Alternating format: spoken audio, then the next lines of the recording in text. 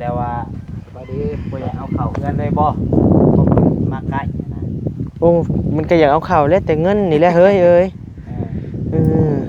ว่าสมมุติว่าอันเอาเข้านี่จักรถนี่บ่ต่างกันว่าบ่เกิน4รถดอกข่อยวะรถใหญ่บ่หรือรถใหญ่ใหญ่6ล้อใหญ่แล้วกลัวที่6ล้อเห็นเจนอยู่หรอกเห็นอยู่ก็6ล้อแหละข่อยวะล้อบ่นะ6ล้อใหญ่4นี่ยันรถไปๆรถ4 3บ่ก็เพื่อมาเผื่อเด้เก่าแต่ว่าเผื่อเวลาต้องมื้อเช้าต้องได้กินรถเข้าจะกินกาแฟกินหยังก็จะต้องได้อย่าขาดเข้าถือว่าน้ำเข้านี่เป็นหลักที่สุดเลยกินข้าวดีบ่พ่อช่างดีเลยก็จนปาดนี่ว่าก็โทษนำถูก โดย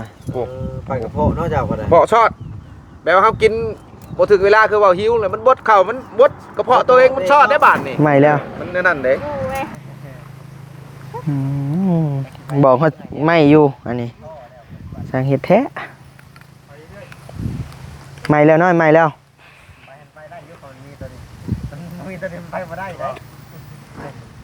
ชุกเลยวะชุกวะไปชุกใช้ปิ้งข่อยไปให้ยังบ่ยาวก็บ่ได้ปั่นระบ่เลยบ่ปานใดเพลงบ่ยาวเนาะสั่งเป็นแท้ปิ้งให้บ่นิวไปให้บ่ยาวทำหาบ่ยาวได้2 มื้อ 3 มื้อเบิ่ทำหาบ่นิวบ่บ่กินมื้อยาวเฮือนก็ทำแล้วเนาะ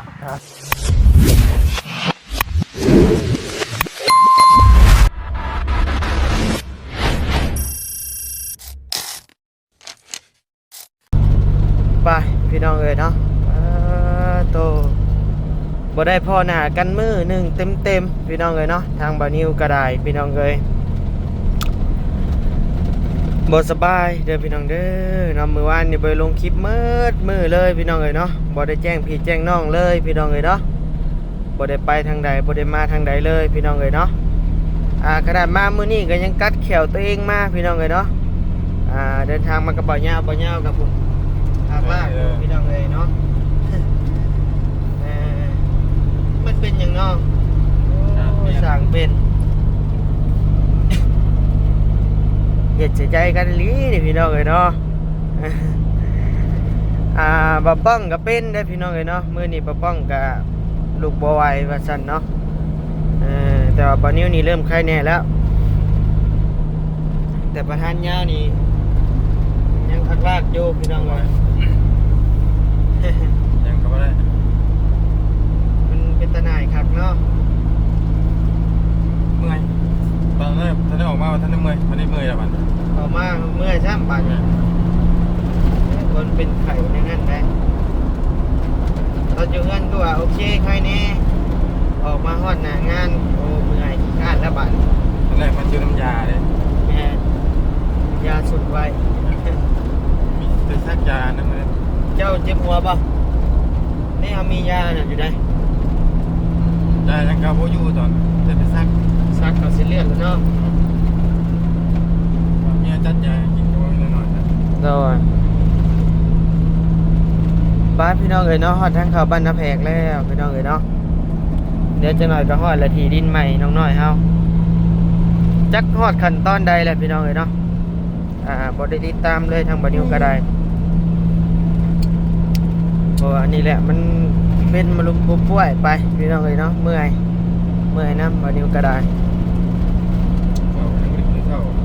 ยังบ่กินข้าวบ่เจ้า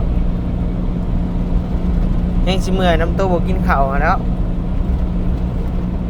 เฮานี่บื้นกินเฮาน่ะกินข้าวจานนึงก็บ่หมด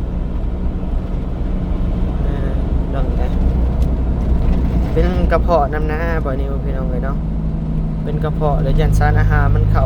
อาหารกายบ่เพียงพอบ่นิวคิดว่าเนาะมันเป็นกลย้อนนะจังหวะการพี่น้องเอ้ยเนาะเมื่อยเป็นไข้เป็นเจ็บมันก็มีประมาณนั่นแหละครับเบิ่งไข้หมดนี่แหละ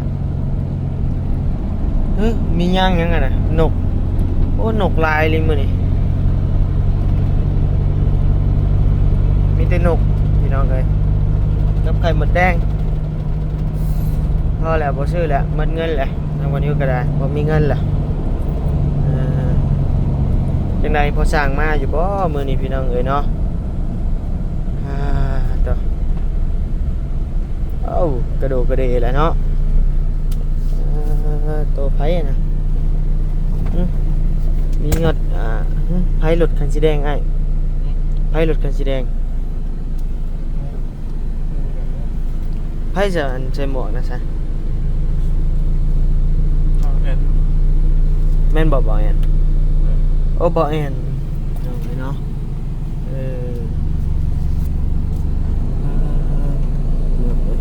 พากันไปนอนอักหลักอักเลือกแล้วพี่น้องเอ้ยผู้ใดกะ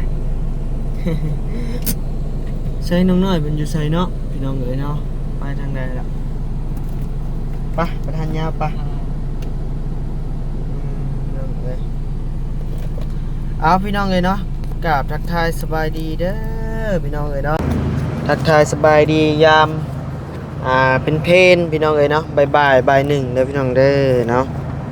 ทักทายสบายดีอยู่ดินตอนใหม่น้องน้อยพี่น้องเอ้ยม่วนมาเห็นหน้าตัวเองก่อนบัดสบายดีเทื่อหนึ่งเด้อพี่น้องเด้อผู้ใดบีบแกฮะน้องน้อยกับบ่าวพัดชัยไป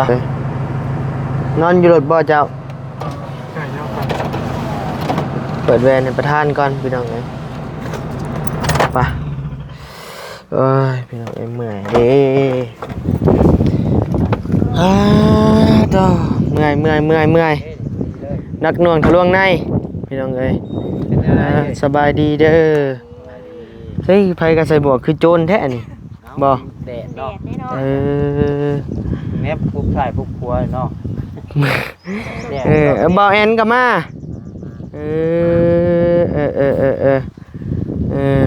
ใช้เจ้าว่าพอดียังเฮ้ยบ่สบายดีเด้อใช่มาพอดีบ่ซักพี่ ใช่นี่เป็นยังว่าอย่างนั้นเด้กินนี่พัน สิขาสิตีกันพี่ยักษ์ถ้าน้อยเพิ่นไปเบิ่งกันนั้นฝนตกดินนั่นนี่เด้บ่ใกล้ๆนี่แต่บัดนี้ค่อยแล้วว่าบ่ดีบ่อยากเอาเข้าเฮือนเลยบ่มาใกล้นะ โอ้มันก็อยากเอาเข้าแล้วแต่เงินนี่แหละเฮ้ยเอ้ยบ่สมมุติว่าอันเอาเข้านี่จักรถนี่บ่สร้างกะว่าบ่เกิน4รถดอกข่อยว่าร ถใหญ่บ่หรือรถใหญ่ได6ล้อใหญ่แล้ว กลัวที่6ล้อเห็นจะเห็นอยู่หรอก เห็นอยู่ก็6ล้อแหละข่อยว่า6ล้อบ่น่ะ6ล้อใหญ่ๆ4นี่จันรถบ่จัง รถ4 3บ่ก็เพื่อมาปะเผื่อเด้เพื่อไว้ทางเผื่ออันเฮาคูณไปนี่อีกแม่นถ้าดึงไปพุ่นก็ได้4แล้วประมาณ4รถแม่น2รถก็1,000กว่าบาทใกล้กันอยู่พี่ก็2รถก็1,000กว่าบาทเนาะอันรถละ 3,500,000แล้ววะ 400,000ได้ฮะโอ้2รถกับ400,000 800,000 286ล้าน6ล้าน6บ่เดี๋ยวกันว่ารถ1 400,000เกือบ400,000คะแนนว่าดันเข้าให้พร้อมได้500,000โอ้บ่ดันก็ได้ดอกอันนี้บ่คันนี้มันคะแนนว่าเพิ่นดันให้พร้อมถามเพิ่น500,000ว่าซั่น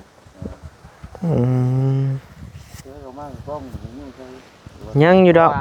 งบบ่พอและถามเบิ่งซื่ออันเพิ่นมาจกมื้อนี้เพิ่นก็สิไปแล้วจกมื้อนี้มื้อเดียวแม่นจักหน่อยก็ไปแล้วว่ะสิไปบ้านสาวพรบ้านนาจารย์บ่แต่กับบ้านสะพรก็บ่ได้ไกลแล้ววะเนาะบ่เพิ่นบ่ออกมาดอกใกล้เติบได้เข้าไปในน่ะประมาณ10ไปลักเนาะเพิ่นมาส่งก็คือว่าแล้วมาส่งตอนนี้ก็ดอกได้วันนี้เขาบ่พึ่งบ่พึ่งหาบนถอกนะหางบจริงก่อนโดยคะแนนว่าเป็นไปได้ก็อยากได้มันมาแล้วเพราะว่ามันก็ง่ายเลยอยู่นี่เดี๋ยวน้องน้อยแล้วเพิ่นว่ามีอยู่ดำรถ2รถก็ได้อยู่น้ำโตมีอยู่ดำรถ2รถก็ได้อยู่2กับ3เป็น5แล้วบัดนี้ไปซื้อดินหมดแล้วบัดเจ็บไข้ได้ป่วยมาดิช่วงนี้บรรยากาศแห่งเปลี่ยนดุอยู่แม่นเลยสิเอาหยังไปโรงแพทย์โรงหมอเว้าเรื่องหายไว้ก่อนได้พี่น้องเอ้ยเนาะขนาดบ่นิวเองนี่ก็ยังบ่ยาวทีมงานนี่ก็ยังว่าเกือบทุกคนแหละมีแต่ว่าอันนั้นก็ได้ซะแล้วจังว่าเอาตัวนี้แล้วก่อนเนาะเอาตัวนี้แล้วก่อนซะส่วนเขาคือเขาต้องอูต้องอีก็ได้แม่นนี่ยังเหลือหลายดอกพลของเจ้านี่แล้วก็เฮ็ดขนาดแล้วเลยแหละจะไปสวดเอาแล้วโพนขนาดแล้วพุ น้องดูน้องอีก็ยังชูงกว่านี้ก็ยังจะได้ล้าน2แสนเลยเขาชี้หอกเลย บ่ เขาจ้างเอาแบบนั้นชื่อว่านั่นเนาะ ล้านยารถไทย แต่ แก้ ว่า มา แต่ว่าตั้งคนดินตัวเองน่ะนะ เอาอันนี้เขาที่ตัวเอง ดินเราก็หลายอยู่พวกโพนอยู่พวก สอง เอา มา เอา ใช้ เอา หาจังว่ากันพี่น้องเอ้ย มาหน่อยมาให้ก่อนมา เจ้าแล้วแหละบ่ โดยแล้วละ โอเคซะเว้าเรื่องดินเด้อพี่น้องเด้อเมื่อกี้นี้เนาะเว้าเรื่องดินมาเข้าเฮือนเข้าซ่านน้องน้อยเฮานี่แหละเพิ่นว่ามีโอกาสมื้อนี้มื้อเดียวพี่น้องเอ้ยเนาะแต่ว่าใจให้อยากได้แต่ว่าเงินน่ะบ่มีพี่น้องเอ้ยตอนนี้น่ะเนาะแล้วกับมันมีโอกาสมื้อเดียวพร้อมหั้นนะพี่น้องเอ้ยเนาะจักสิไปหาอยู่ไสคันแนมน้องน้อยสิขายแบกขายงัวขายกล้วยก็บ่ทันพี่น้องเอ้ยจังได๋ซะพี่น้องเอ้ยเนาะก็มีแต่จังว่ากันก็แอลเทคานแล้วเรียบร้อยก่อนจังว่ากันถ้าว่าเพิ่นมีมาใกล้อีกเขามีเงินอีกอะสั่งเพิ่นคะแนนว่าเฮาบ่มีเงินกะขุดเอานี่อายเห็นอยู่คันนาแถวน่ะส่วนนั้นในหน้าก็ได้มันดินหลายแหละ มันจะนอนบ่พยายามนะแม่นเลย สบายดีปะลุงเนี่ยสบายดี แม่นดันบอลตุกแต่ มื้อวานนี้บ่ได้เฮ็ดเวียกเลย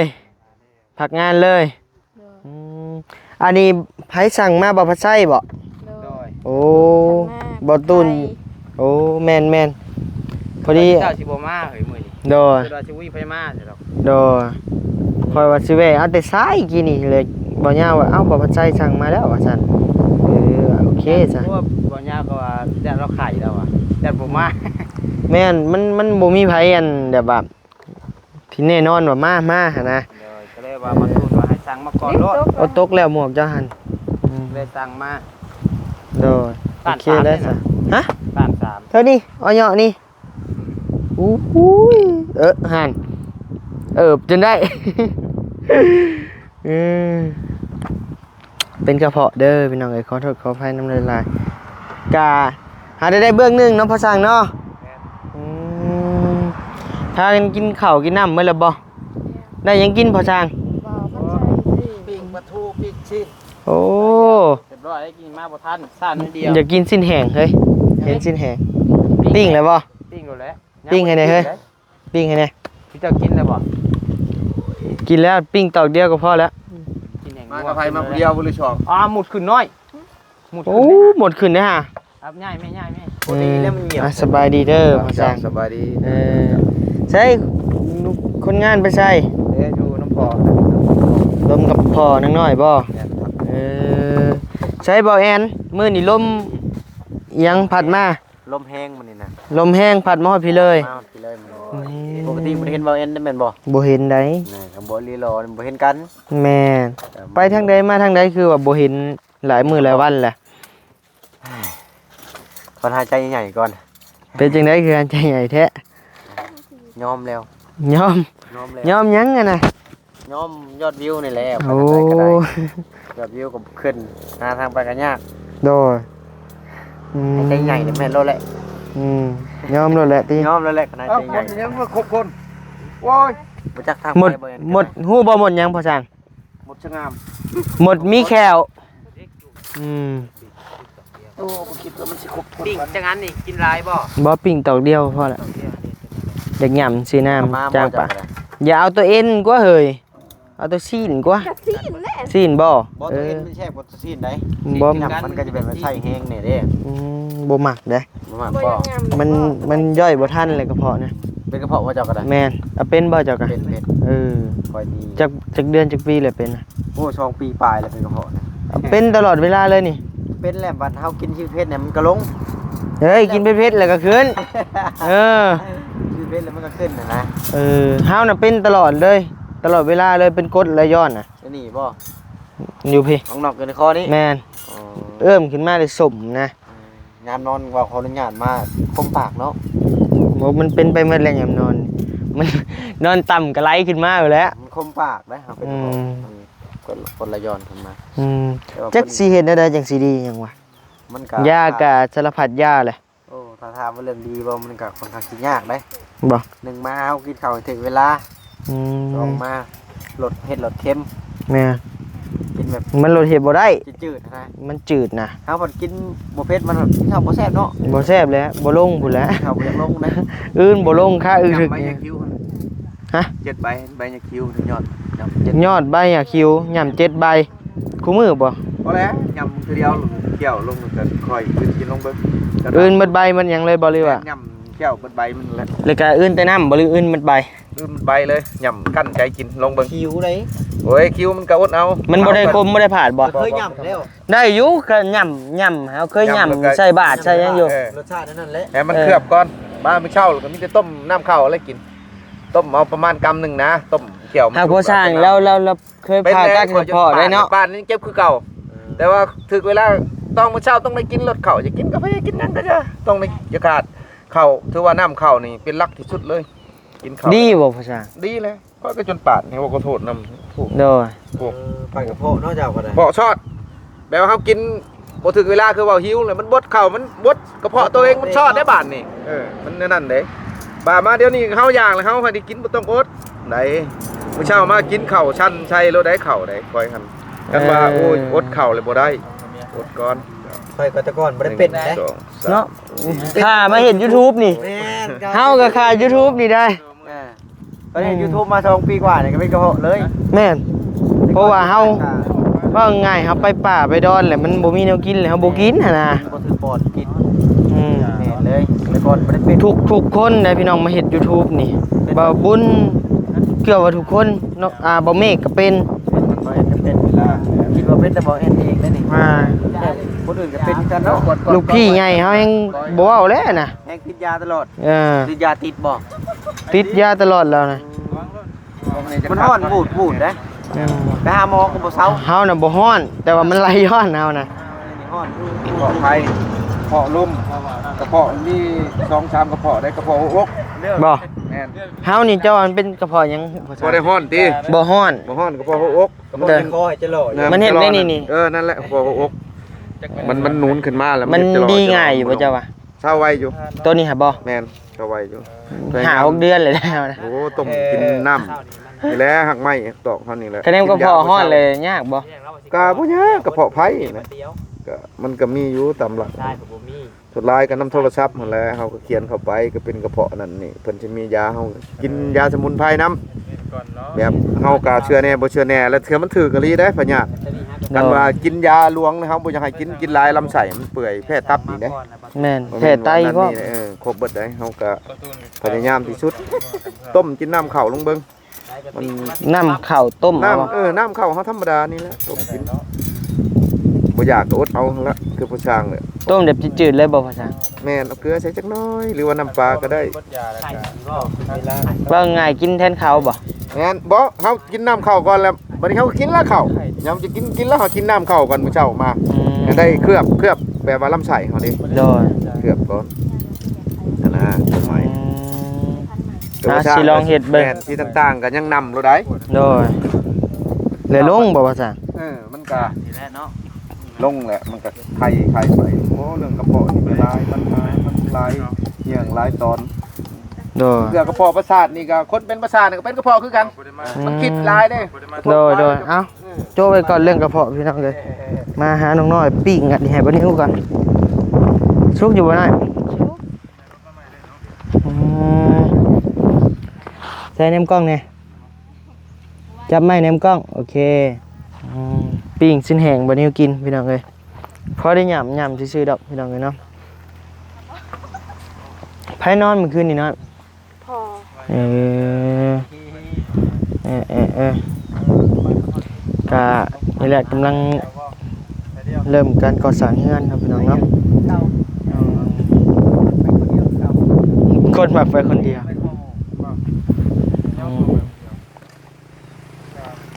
เอามีแผนด้วยนะเด้อ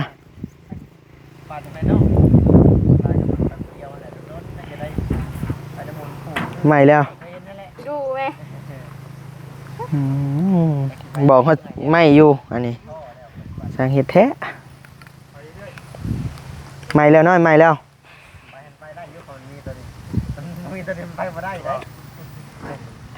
ชุกเลยไอ้วะ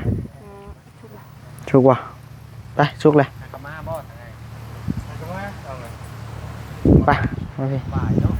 กินพ่อจะก่อนบ่จะบ่ายไม่กินเลย บ่ยาวบ่ ใช้ปิ้งข่อยไปให้ยังบ่ยาว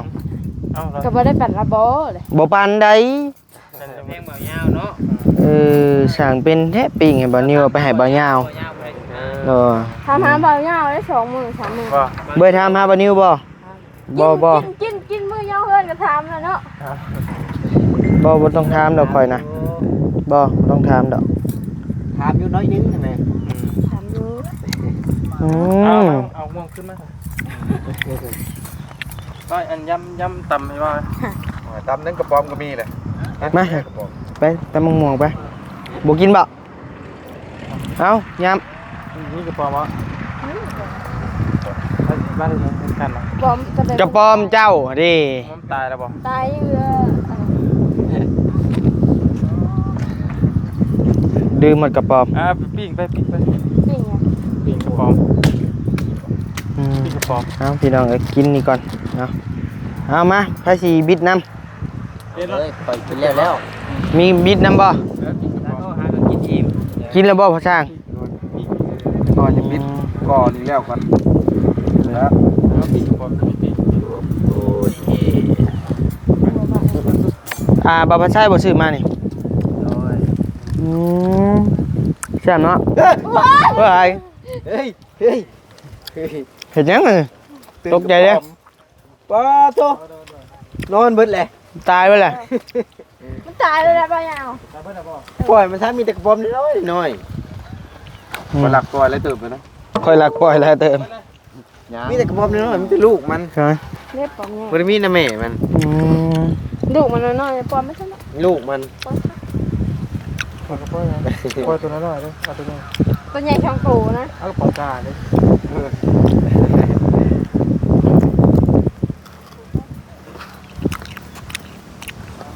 อย่าไปปล่อยที่บ่อนเขาสิทางออกไปปล่อยบ่อนบ่ทาง เพราะว่า ไอจุด ยังสิทางอยู่ติ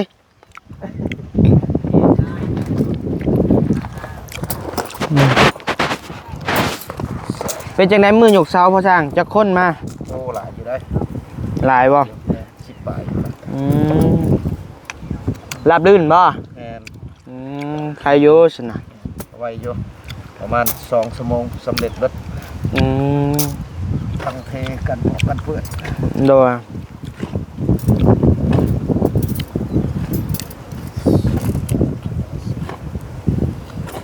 ใช่เท่าไรมันช่องล่อปลายพุ่นบ่ใช่นะ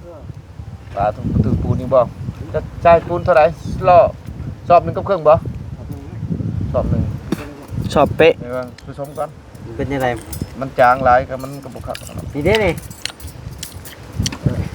มีเยอะนะเพิ่มใส่จาง นี่น่ะ คือ เริ่มชมกันดากระทิงบ่ทิงบ่ จริงบ่เลือกว่าจริงกระทิง ครับก้อยปูนพี่น้องเนาะ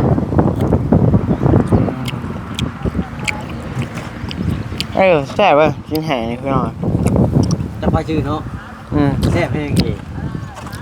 ชื่อเป็นรีบชื่อก็ได้ ซื้อเป็นได้แล้วเราหมักซื้อของกินแซ่บไปหมด ชื่อกินแซ่บเนาะชื่อใหม่